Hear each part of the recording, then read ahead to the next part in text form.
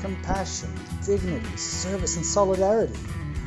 These are the core values that Edmund Rice has given to Catholic education.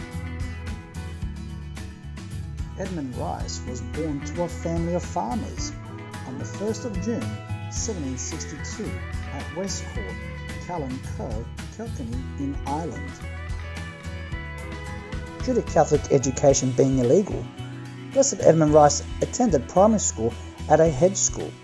This is where the students and teachers would meet out in the environment secretly. Later on, he was able to attend a commercial high school for 2 years in Kilkenny City. In 1779, Edmund went to Waterford and became an apprentice to his uncle's business. He earned a good living and enough money to look after himself and his family. In 1786, Edmund married Mary Elliot, the daughter of a prosperous businessman. After 3 years of marriage, Mary Elliot suffered a tragic accident where she was able to give birth to a handicapped daughter whose name was also called Mary. However, Mary Elliot soon after died. Edmund was quite devastated. In 1802, Edmund, being a 40-year-old widower and a highly successful businessman, changed the course of his life radically. He was deeply touched by the crowds of troubled boys who spent their days on the waterfront of Waterford, fighting and begging and having no school to go to. With no one showing any interest to them, he knew he had to make a difference, as society had definitely failed them. This is where Edmund sold some of his businesses and decided to start a school for these boys. He had converted a stable where there were rooms and classrooms, and he still had the ability to do his own work. Edmund was joined by 2 companions, Thomas Grosvenor and Patrick Finn, who began to live a form of community life in the rooms above the stable school.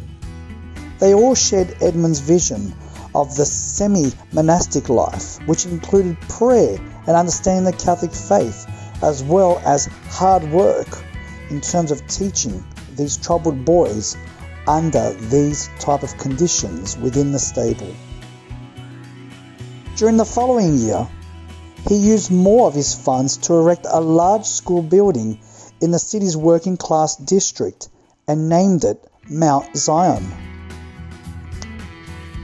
On the 15th of August 1808, 7 of the staff, including Edmund Rice, took religious vows under the authority of Bishop Power of Waterford.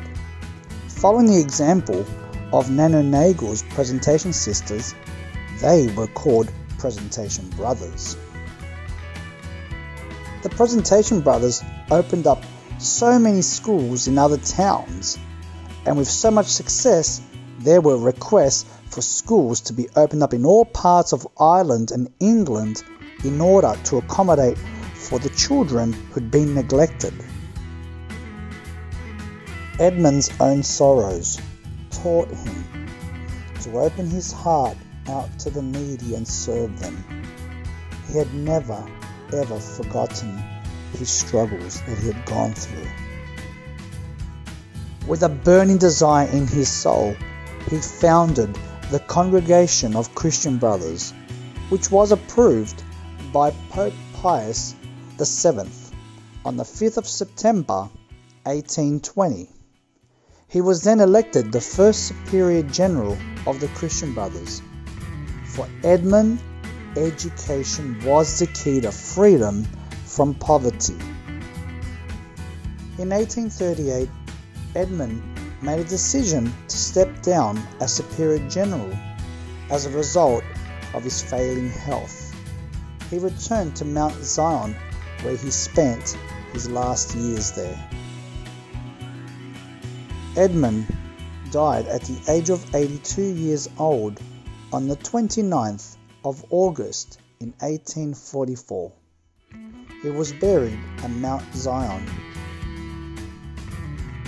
Edmund's spirit continues to flourish through his Christian brothers, where they have reached over 5 continents as of today.